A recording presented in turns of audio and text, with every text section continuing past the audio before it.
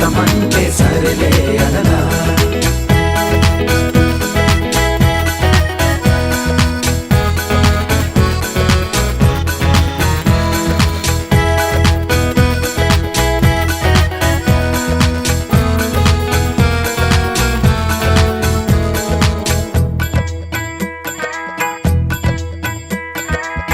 అనగనగా చాలిక సాగని మనగాధ ఎంతకీ తేలదా ఏమిటి యమ బాధ.